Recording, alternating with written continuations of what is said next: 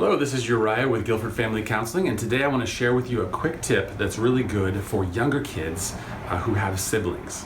So I happen to have two daughters, ages 8 and 10, and most of the time they get along really well. But sometimes, like all siblings, they fight. And two of the things that I really don't care for at my house, in my family, are complaining and arguing. I just don't have too much tolerance for that. So I developed this kind of strategy that I call the toy timeout. So this is how it works. It's fairly simple.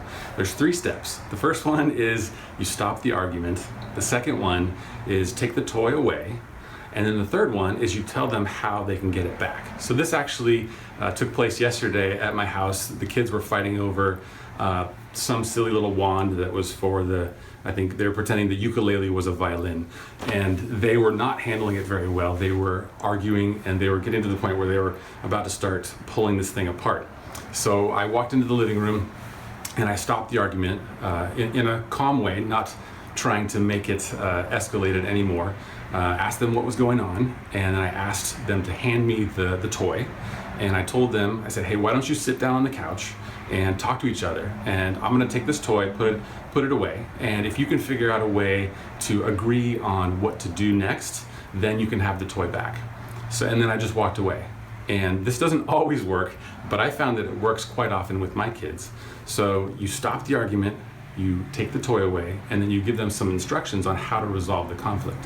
And what I like about this is, you know, if you have kids and you have more than one kid, you know that unless you have your eyeballs on them at all times, you don't know who had it first. You don't know how to kind of referee that situation, and you don't know who to kind of side with. So I take the position of doing it this way instead, putting the toy on a timeout instead of sort of giving a punishment or a consequence or somehow deciding on my own. So what actually ended up happening is I walked away and they talked about it for a little while, and then my oldest daughter came back to me and said that my youngest daughter had decided to do something else and said it was okay for her to have the toy back. So it resolved itself quite quickly, and it de-escalated the argument. It helped them to work on resolving conflict on their own, which, as we know, kids are not always able to do. Sometimes we have to step in and help them resolve it. But in this situation, it worked out quite well, and it also restored peace of mind to myself and to my wife. So that's called the toy timeout. 3 simple steps. You stop the argument, you take the toy away, you give some instructions on how to resolve the conflict. And if they can't resolve it, then they don't get the toy back. And usually, in most situations, that will kind of calm things down and de-escalate it, and a lot of kids will move on to something else. Of course, they might move on to something else that they want to fight and argue about, and then that might need another sort of intervention. But that's what I wanted to share with you today.